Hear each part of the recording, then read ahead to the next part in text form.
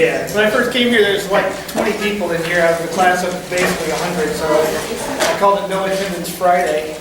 Looks like it's just Low Attendance Friday. So, do we have a quiz? A little too early. I don't know, I don't like this. All right, all you people who are now watching the video, one more time, we're gonna have quizzes, all right? Anyway, so, all right, well, thanks for coming back. Don't know that I have any class news. Wednesday homework, another assignment. That's our last assignment. So we got Friday, we have the extra hour this Friday, the extra hour next Friday, and the Friday after that, I believe, is the exam. Am I right? Right, yeah, that's correct. So one thing we'll have to figure out, and I'll send maybe like a Google poll or something, because it just doesn't work if I ask in class, is whether you want a review session on the extra Friday hour. That would be convenient, especially for me, but I will probably include information the following Monday and Wednesday for the Friday test.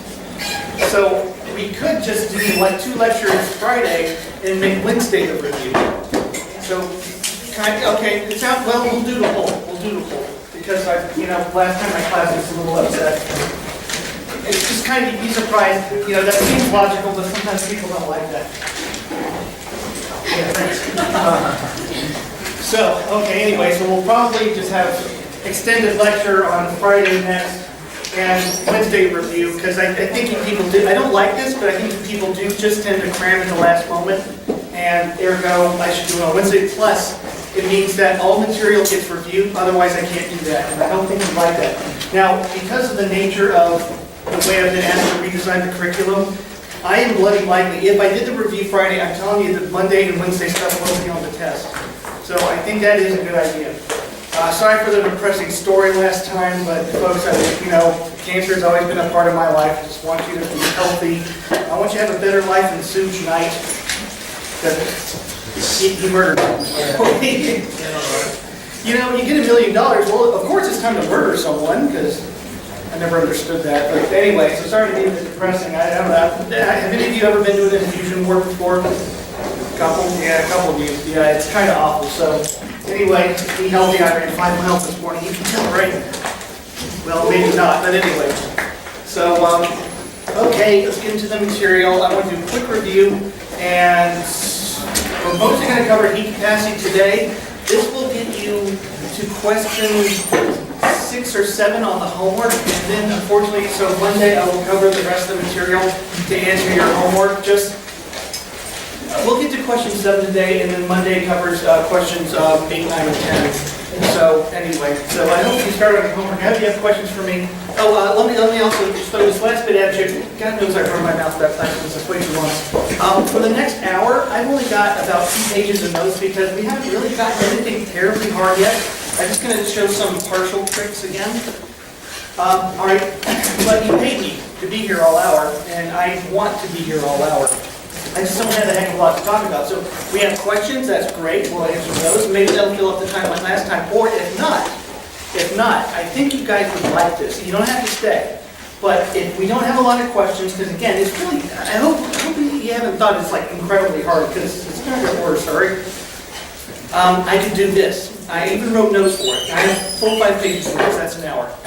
I could go over mathematics of quantum, because you're all in 346, right? Every one of you? Well, depends on your grade now. Anyway, you're all going to be in 346. You're all going to be in 346. Best class I've ever had. I have no reason to think any of you are going to fail at the moment. So we'll keep it up. So again, I could cover the mathematics of quantum mechanics, complex numbers. I could do a little bit of this every day. Now, I'm not going to use it in this class, and you might bloody likely forget before 346, but exposure, good, as long as it's not radiation. So,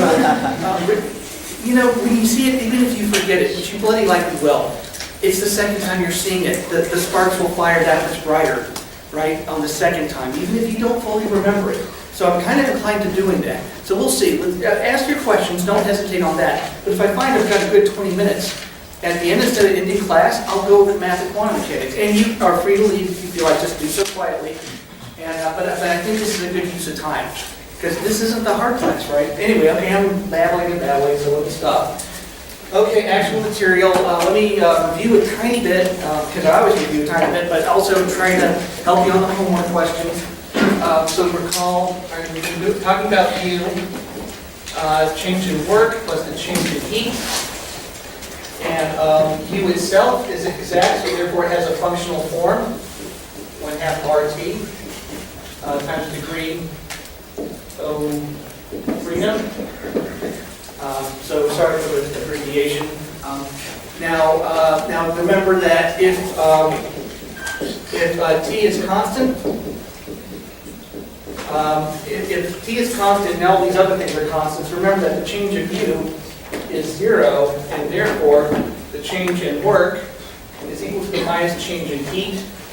And remember that work and heat are path dependent. And so that means, well, you see, look at this, no matter what, if isothermal, under isothermal conditions, there's one other type of condition that we're getting to. Under isothermal conditions, this is true no matter what. It doesn't have to be reversible or irreversible. See, it's path dependent. Reversible, irreversible are paths. All right, but that means heat and work have to depend on path. And so for reversible work, we have N minus nRT ln, and I have a backup pen. I'm going to need it in a minute. And I'm not going to read or write that. It was child's play. And irreversible, change in work. Well, I should be integrating this. Sorry. Because this is finite, I should be more careful. You have a delta. Sorry about my symbology. Okay, and irreversible is very simple. Terribly, terribly simple. And I think I already need a new pen. I think I keep screwing up. I think I keep thinking my dead pens and accidentally throwing out my new ones. Sorry about that. Okay, path dependent, and now that you've done this, you can then get heat. And that's a lot of the questions on your homework. Your homework questions are almost all isothermal. Then we're going to get into heat transactions, which will cover most 3/5 of the homework right now. We're going to do that in a minute. Sorry, I was running my mouth. So what do I want to say? I just don't want to say too much. Remember, I will talk about reversible as a very slow transition. That's when the interior pressure matches the exterior pressure. And irreversible is a sudden change in pressure. So I usually will very cleverly, I won't necessarily be very explicit whether you're reversible or irreversible. I will just say, I have suddenly changed the pressure, outside pressure on my magic cylinder. I'm always talking about the magic cylinder. That's the hint that is irreversible. I just want you to remember where it comes from. Okay, so what else do I want to say? Heat. I was thinking about this just yesterday. So we're going to talk about heat right now. And heat can be reversible or irreversible too. It has to be path dependent. But now for reversible and irreversible work, that one's easy. But if I'm heating something reversibly or irreversibly, what does that mean? That one's kind of confusing, right? So I figured out, for principles that we're not going to get to until about 2 more weeks, reversible heating is when all the heat I created by burning, every joule has gone into the magic cylinder. When I looked it online, it said irreversible heating is when there's something in between the heat source and the heat sink being the magic cylinder.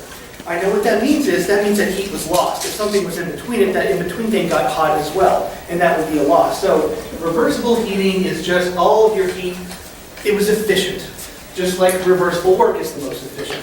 Okay, but that doesn't matter, all right? So when I give you a change in heat, those problems, which are kind of prevalent on your present homework because of power plants, I mean, that's where you start. I'm just going to have to say 100 joules goes into the system. I just really don't have a choice about that. Whether it's reversible or irreversible, that just simply doesn't matter. It does for work. Anyway, just to remind you, now the last thing we got to was, so this is all about, notes are falling apart. The last thing we got to was enthalpy. Oh God, please work pen. Yes. Okay, enthalpy. Sorry, not changing enthalpy. My bad. Enthalpy was U plus PV, and therefore the change in enthalpy ended up being a change of heat plus VdP. Okay, and I won't do that again. It's in your notes or watch the video. And this is where we started unmasking of some of the lies we told you as freshmen, that we always told you that enthalpy was the heat in or the heat out, but that depends whether pressure is constant. If pressure is not constant, then it's actually the change in U. But we didn't want to even tell you about U yet. You weren't ready. I think you were, but other people don't. So, and again, I mentioned that constant pressure is the most common. Almost everything in this world occurs at constant pressure. That's also the answer to one of your homework questions. Okay, so next thing is mathematically, it's a lot deeper. It's a lot deeper than just mathematically. And so let me actually erase this and just work here. You got it in your notes. You got it from last time, so it doesn't matter. Okay, that was actually called a Legendre transform. And Legendre transforms, well, the coolest thing is that you can tell your parents later this weekend that you learned about Legendre transforms. That sounds kind of neat. In fact, my roommates, my senior year, when they would get a little bit, wasted, I didn't do anything. I didn't play anything. You don't have any proof that. So they get pretty messed up on weekends, and they would just open my chemistry book to a random page and just start reading it, and then they just start rolling over laughing about Legendre transforms. Anyway, it was funny. But Legendre transforms are very, very easy things. And when I did that H plus PV, H is U plus PV, I was doing the Legendre transform. So let's go back to the world of F's and X and Y's. Change in F is, again, this is the thing, I've warned you many times, you've got to get very familiar with this. This has to be a second nature to you, these partials, these transformations. God, it's much better. I don't know what's wrong with my pens. Okay, let me just tell you that this thing here, it's a slope, right? It's a derivative. Derivatives are slope. This is the complement of x, and this is the complement of y. Sorry, my handwriting's not good. And now, you're like, oh, well, that's a derivative. That's a slope. No, it could be a thing. And let's say that if, as we're getting this, not next week, but the week after, if this was entropy, this would be temperature. Right, so this could be a very simple thing, and that's why I'm going to re-express it as so. I'm going to call it C1 dx plus C2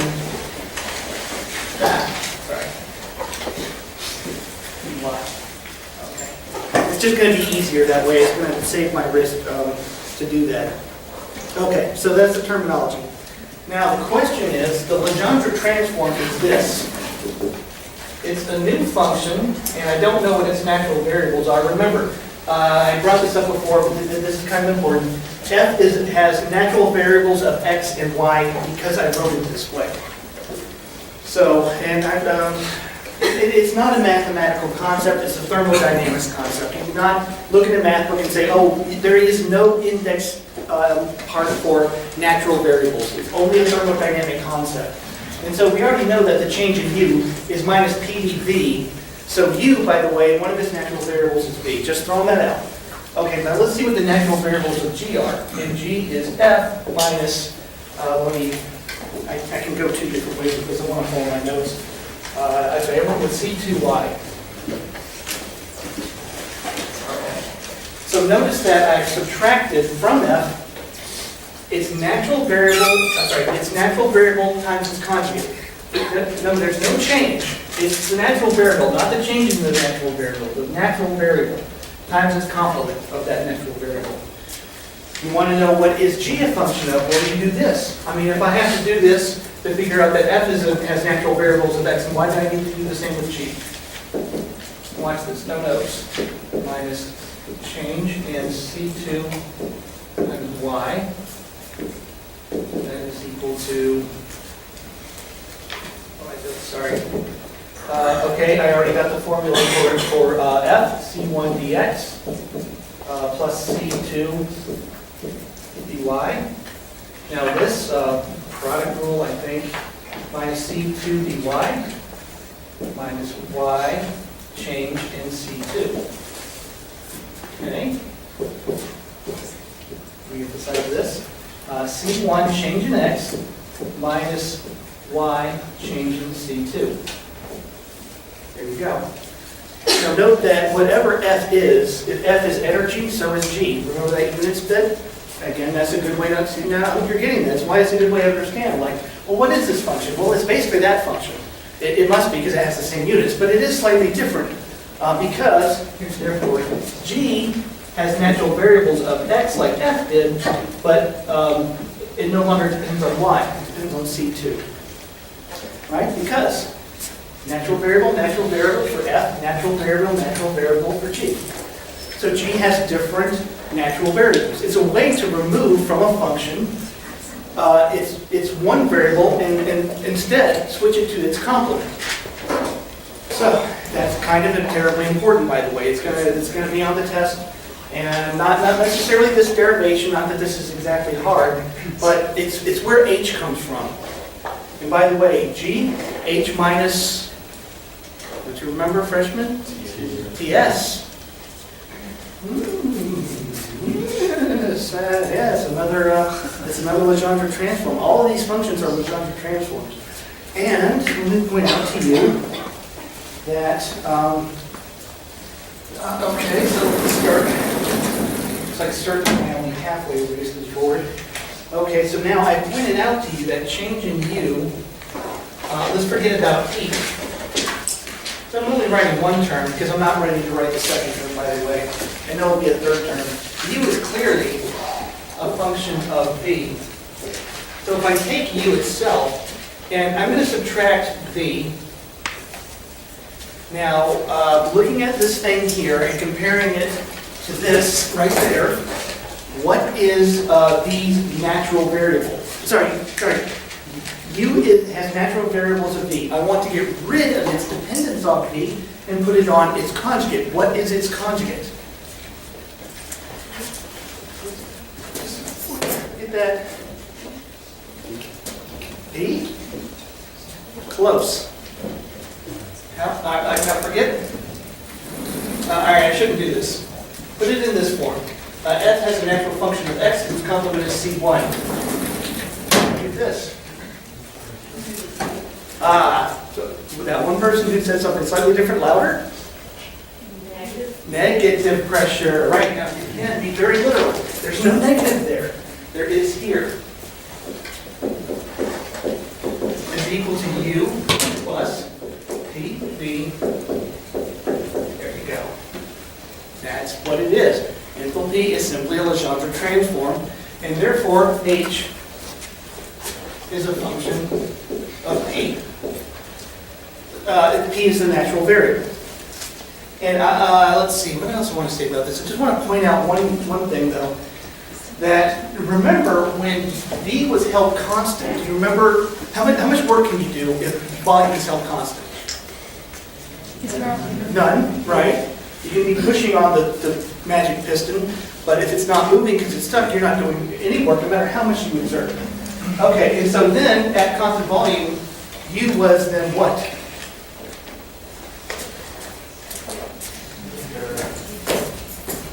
If no work is done, heat. Heat's important, right? Remember, all our power plants, even the nuclear ones, work by heat. Okay, now we've already gone over this. H has is a natural function of P. When P was held constant, H was, just did it. Heat. That's right. H became heat, and heat is very important. Now, we got two more thermodynamic energy functions. We've got the one that you engineers and baby thermo, you had A, Helmholtz energy. Chemists, you haven't heard that one yet, I don't think. And then you got G, which everyone heard of it in high school. And what happens is once you get exposed to these four energy functions, those other two are coming much later.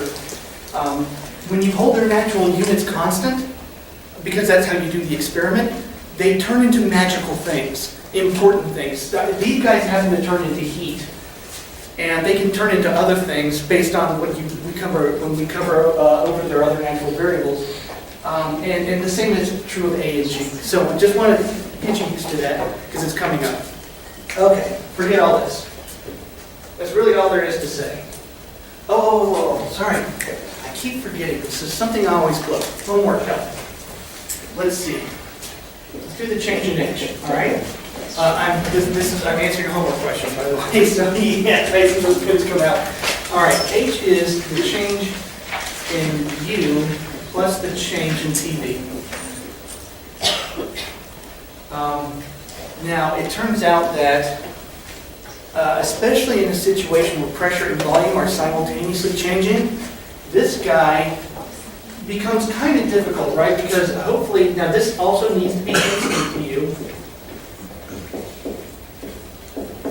Okay, I'm not even myself quite sure how to deal with that. I kind of think I know, which is to do with that funny path integral, but let's not blow our heads off. Now, I generally tend to be kind of friendly, so let's work a perfect gas.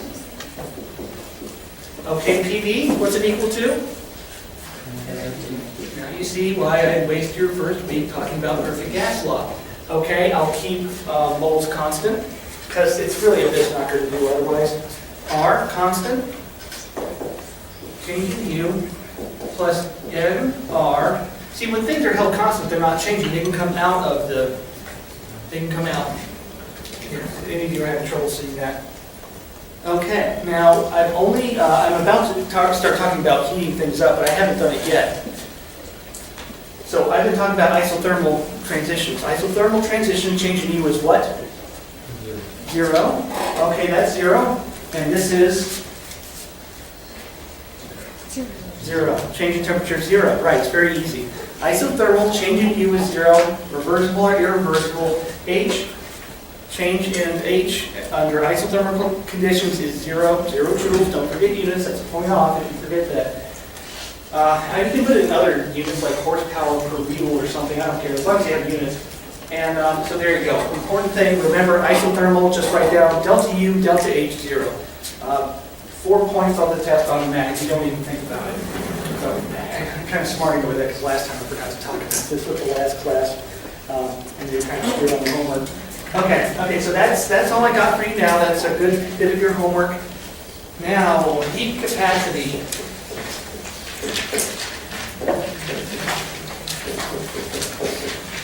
Okay, this stuff is kind of interesting. Sometimes I get a little annoyed with it. And again, remember that I don't have any clever ways of talking about pushing or pulling on a piston or whatever. I'm going to tell you 100 megajoules was added to the power plant. And especially if I, like in the turbine, I'll heat the gas inside the turbine, and of course I'm not going to let the turbine move yet, so that'll be constant volume. If I heat it, what changes? Temperature, of course. So, okay, let's make it finite. So I've added, remember, I added heat, but I've added 0. So that'll be delta Q. Trying to be more careful about my mathematical notation. Okay, and now I'm going to change temperature. Very quickly, just name something obviously wrong with this equation. Yes, one of you, units, right. You see now why I am obsessed with units. Energy is not temperature. That does not work. I have to have a translation occur. I have to have something that's going to take temperature and wipe it out and add a joule. And that, of course, is heat capacity. So there you go. Cleverly, the letter C. Now, here's another little factoid that is actually, you guys up there, you know who you are. Unfortunately, heat capacity is a function of temperature.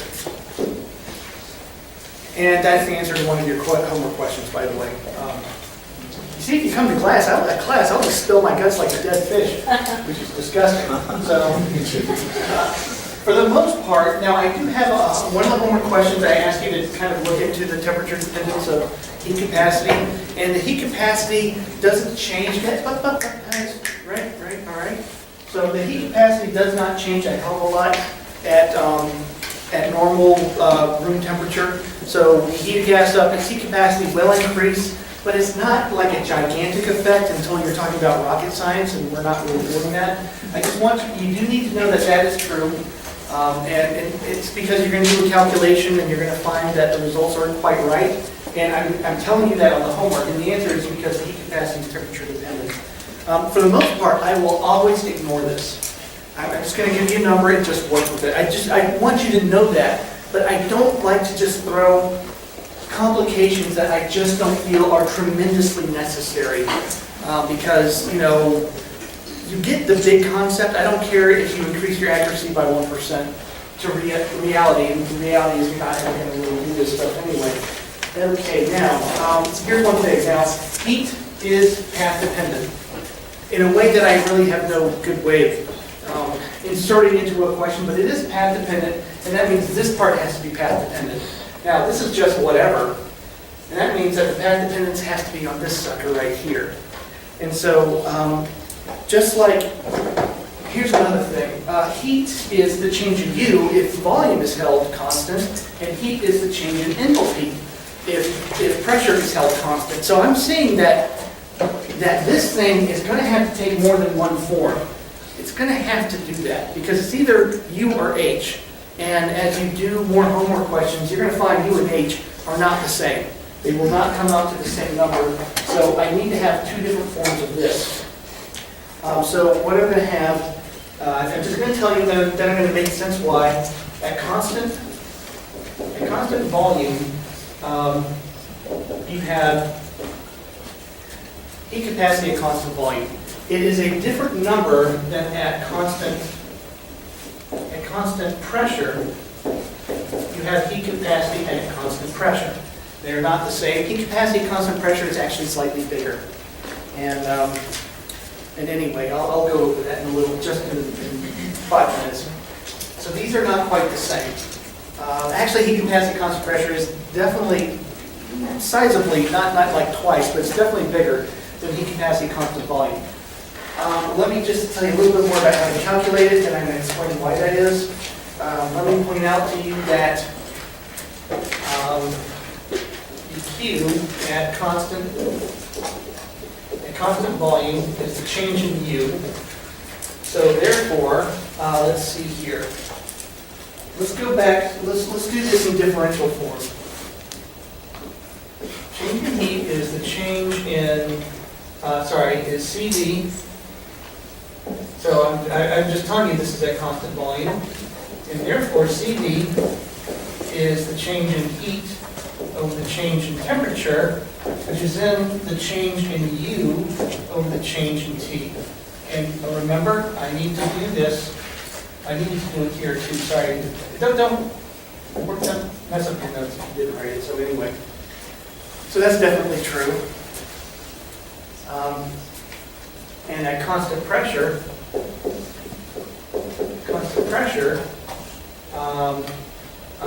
heat is the change. Heat is the change in H, and therefore change in Q is Cp dt. Because I've told you that in the question, I've told you that the pressure was held constant. And previously, I told you in the question that volume was held constant. Sorry, what am I doing? Change in H, change in T, at constant P. Okay. So remember I told you early on when we started doing multivariable calculus, and I said it does matter what you hold constant. Oh, that's really starting to kick in right now, right? Just like I didn't do that anyway. So it's starting to get much more important what you hold constant, and the answers will change dramatically. If you get one mixed up with the other, half credit, okay? And that's about the best I can do. So it's very important to remember that. Let's see, let me do one more thing and tell you a little bit more about the heat dependence, which again, I am largely going to ignore. And this is an answer to one of your homework questions, by the way.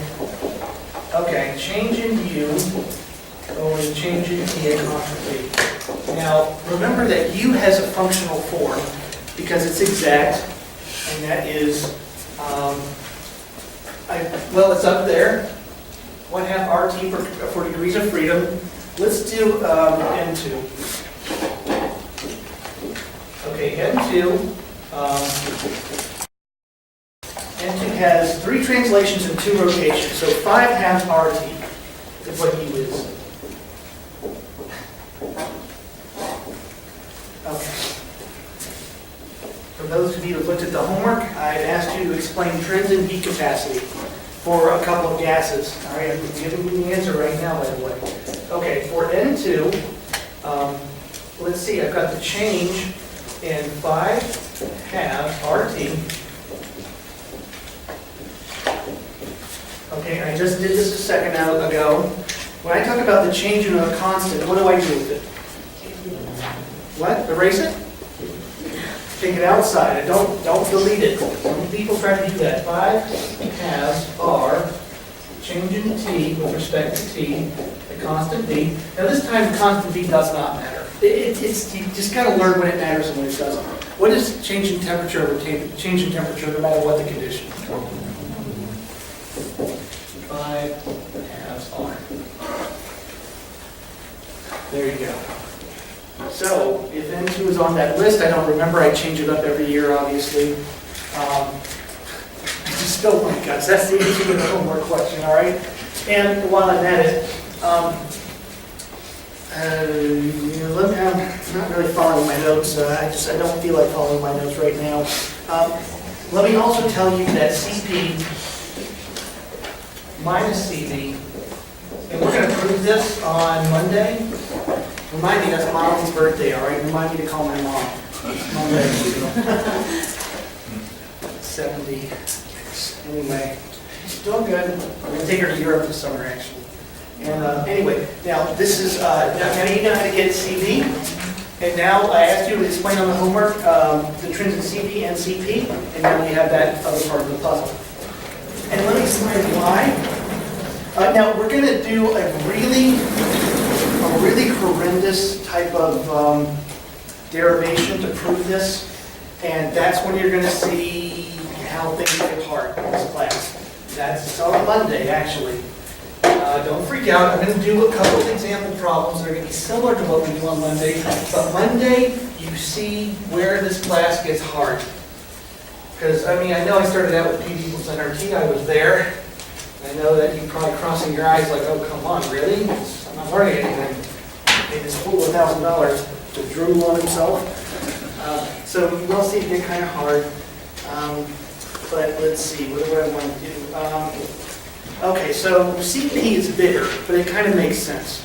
If I heat a gas in the magic metal cylinder and it's stuck, I'm not going to let it expand. I have put the brakes on. How much does the volume change? None. Okay, now it's in the magic balloon. So I'm going to talk about the magic cylinder and the magic balloon. I heat gas in a balloon and expands. If a gas expands, does that take energy?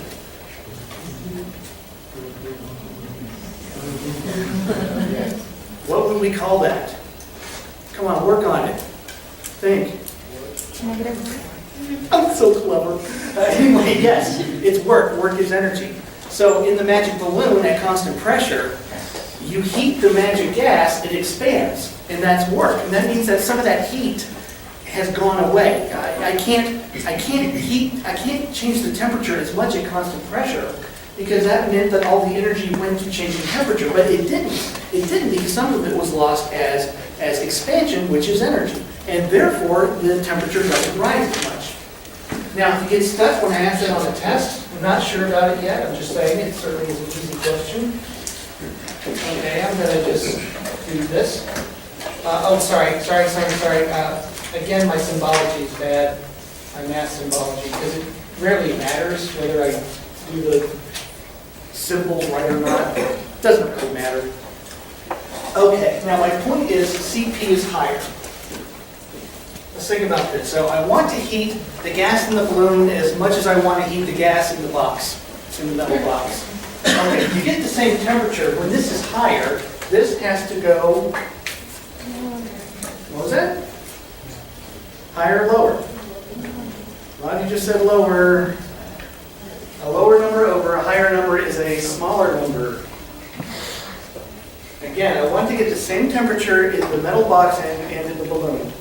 The same change in temperature, but this just got higher when it was in the balloon, so therefore this gets higher. Right. Now I know what you're thinking.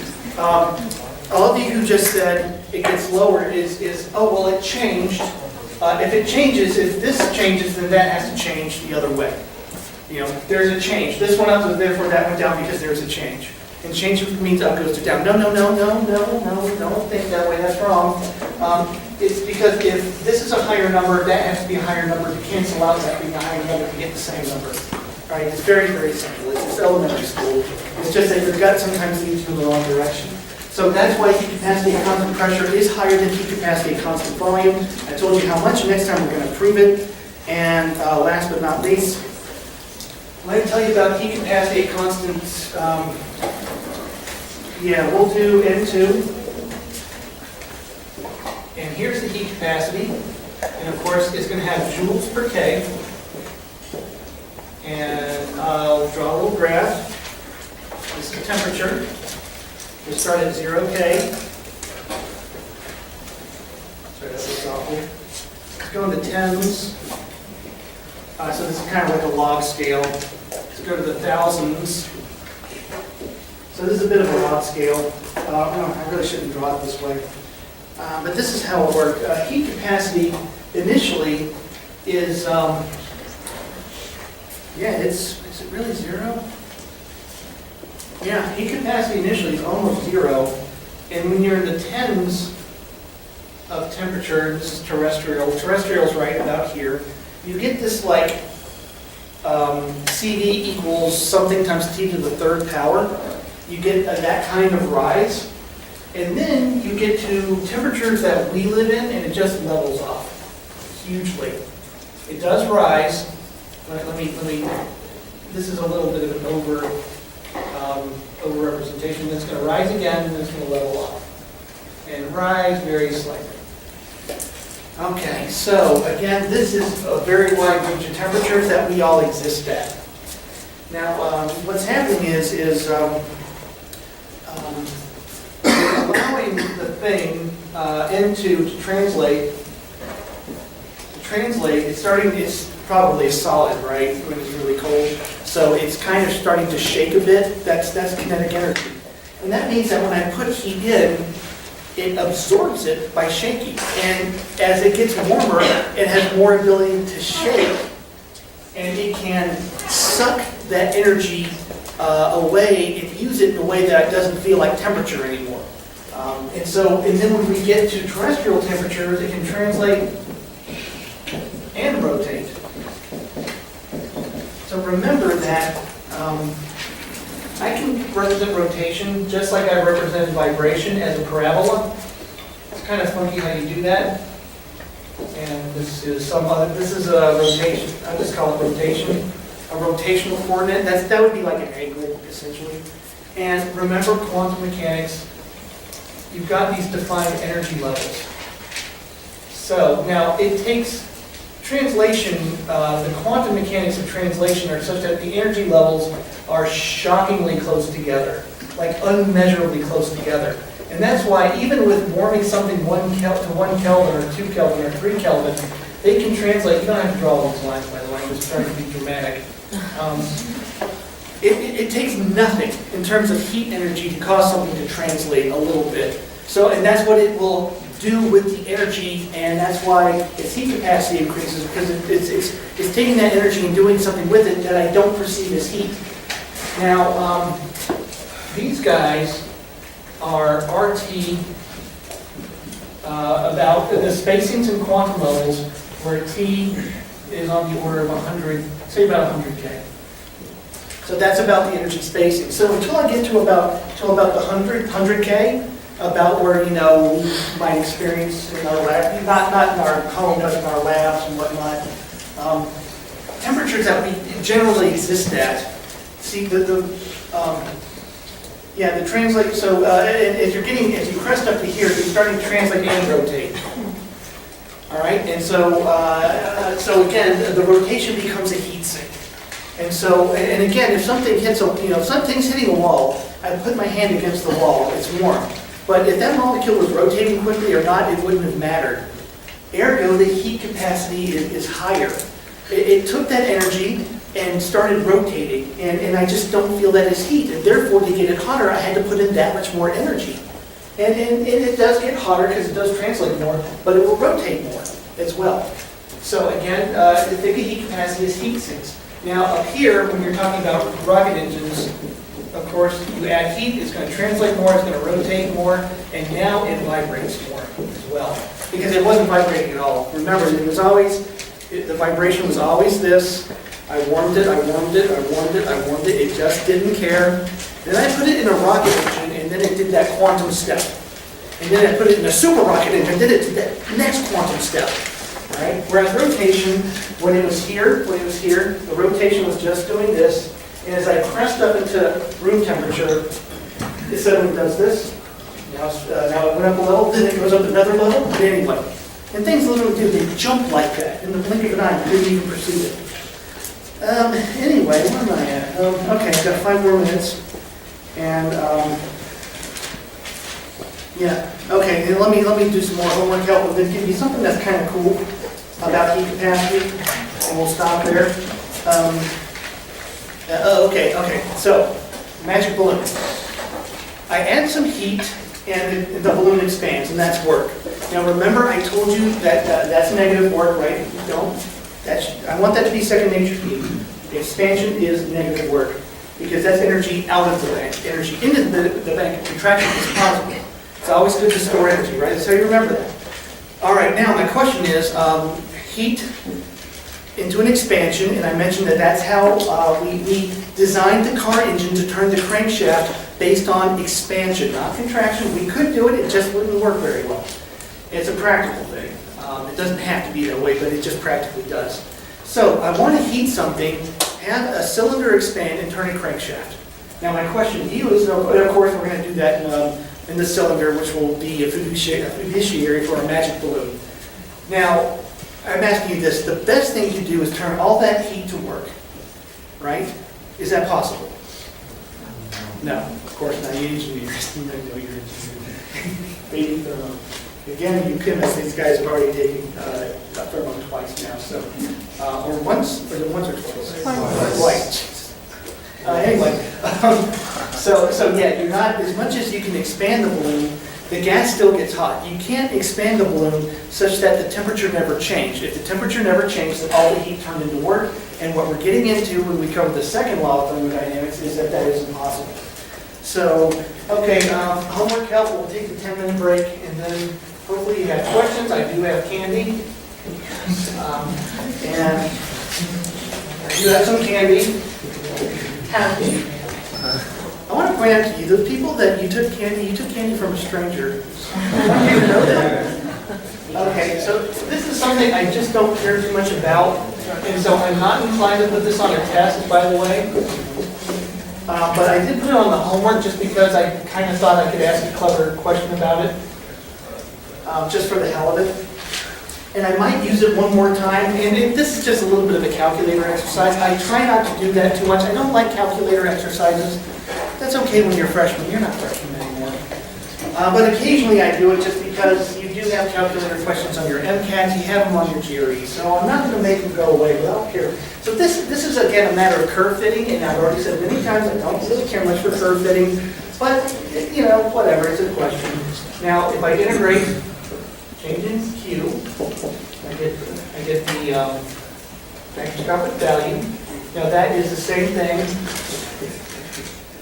Remember before I had heat capacity times the change in temperature. And again, on tests, I will just make heat capacity, constant pressure or temperature, constant pressure or volume, whatever. That's in the question. I will generally always make it, I'll make it static. But if you want to use this curve fitting, then what you have then is this. And I might use it for one question later on. And again, it's just kind of sharpening your math skills. But I don't care for it too much. And hopefully you can do basic calculus. 1/2 squared minus C over T. You got TF over TI. Okay, anyway. And so, again, that's an easy integral. It's just a matter of curve fitting. And I do have a question on the test. This is a relatively well-known expansion for heat capacity of gases at terrestrial temperatures. Again, I don't care too much about this. I am very much inclined not to put this on a test. It's just I think I know a homework question I'm going to ask, or I might throw this in, just for the hell of it. Because it helps, if I'm changing temperature by adding heat, and heat capacity itself is changing, when I leave it constant, I am making a mistake. But I also don't believe in just bashing, I don't believe in just picking out questions. Okay, one last thing. All right, so one reason that research faculty teach these classes is because of our history, in all honesty. The academics, colleges began in the monastery. You're all in a church, my church. So back in the day, medieval times, you had the monastery. These were the only people who could read. Everyone else just had plow experience. And these guys could read, and they mostly copied books. And, oh, by the way, when you get a PhD, what I do to you is what's done to me by my advisor. I put the hood around you. No, this isn't the Deep South. What this is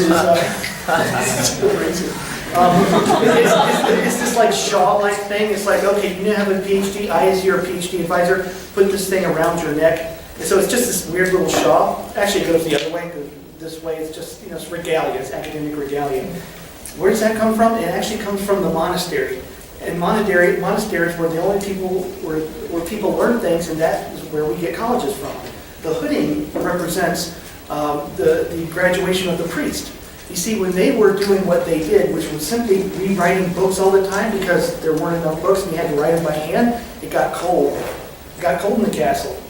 They put things around their necks to keep them warm, and that's where hooding comes from. So, why am I still talking? I actually completely forgot what I was talking about. Anyways, one reason to have actual research faculty teach these things is because occasionally I can tell you about something that just happened, things that are just not in the book. After 346, you'll have caught up to 1935. So we're covering below 1900 right now. This was all done around the 1880s. And I wonder if 100 years from now, where people won't be more shocked because it's 100 years from now, but I'm still stuck in 1880. I think that'll still be the case, but it's just how it is. So, but I, as a research faculty, can tell you every now and then about something that's a little bit more modern, because it's not in the book. And so now I'm going to ask you this, because this is actually really kind of cool. I was really amazed when I saw this for the first time. Okay, what's the heat capacity? All right, heat capacity is, where do I have it? Okay, yeah, right here. Okay, I'm adding heat to something. Think of it, is there a way I can add heat to something and have the temperature not change? Is that possible? Huh? Yes. Rum and Coke with a little ice. What's happening? If I warm an ice cube and it's melting, right. If I can't say I warm an ice cube and it melts. It doesn't warm. It stays at 0 degrees. Phase changes, right? Phase changes. So let's look at heat capacity. So here's heat capacity, change in temperature. Now I'm adding heat, so that's like 5 joules. The change in temperature was 0, 5 over 0, infinity. Right, so there are, technically the way you can do this is I have a calorimeter, and calorimeters, remember, people build great calorimeters. That's something we are shockingly good at. And while I've got my thing, my nitrogen, in the calorimeter, and the heat capacity suddenly goes monkey on me, just shoots up to the highest that the meter can read because there's a phase change going on inside of it. So at phase changes, heat capacities go to infinity. Pressure, volume doesn't matter. All right, now my point is that it's much more interesting than watching ice melt. I do that sometimes because I just don't have anything else to do. But there are all kinds of phase changes that you've never heard of. And one is soap. So there are things called 2D phase changes. So there's this, the reason I was introduced to this, there was a professor at UC Berkeley, I saw him give a presentation on nothing but 2D phase changes. I didn't even know this happened. Okay, so what you do is, this is a box, I'm looking down on it, and there's soapy water. Soapy water. Now, the way this device works is that these two little pistons, and they have a string. of a string. And here's the water, and here's the soap. And the string is right on the surface, and what happens is these little pistons, they kind of, they get the string and they pull it. They pull it in. And the soap sits on the surface. If you think of soap being in the water, all over the water, it's mostly on the surface. If you add just a little bit of soap, it's all on the surface, and then you add a little bit more, then it kind of has no choice but being in the solution. So just add a little bit of soap, it's all on the surface. So at surface. What happens is that, remember, you got a hydrophilic end and a hydrophobic end. Look at the molecular structure of soap. You've got like a part with charge, and then a long carbon chain. The long carbon chain is oil. Part with charge, like an amine or something, that's very hydrophilic with a hydrophobic tail. So at low coverages, low density, when the string is, at the end, it does this. But pull the string and give it less area, they do this. Just like this. It's a phase change. And this device, by the way, underneath it is a calorimeter. It's measuring the temperature of the water, and you can convert that to heat capacity. And what you see is heat capacity versus area. And this would be done at constant pressure because it's sitting out on the outside. And anything that sits on the outside is automatically at constant pressure, which is the answer to one of your homework. What you see is exactly like this. I looked it up. Boom. Just like that. That's the phase change. That's how that's how you know that phase change occurred. So notice it didn't fly up to infinity. That's because I don't have a machine that can measure infinity. That's impossible, right? No human can build something like that. Anyway, my point here is there are other types of phase changes than the ones you've seen before. There's phase changes. I'm going to show you this one later on. There's a thing called a magnetic phase exchange. Your magnets can change phase. Soap can change phase. These things are everywhere, and this is how we know them. We think that there's phase changes we don't even know about still. Actually, the new guy we hired, Jordy Cabana, his job is to make new solid materials and look for phase changes in them. Why? Because that's actually how batteries work. Anyway, another time, okay, I've held you over 4 minutes, 10-minute break. Don't let someone steal my camera. Camera good.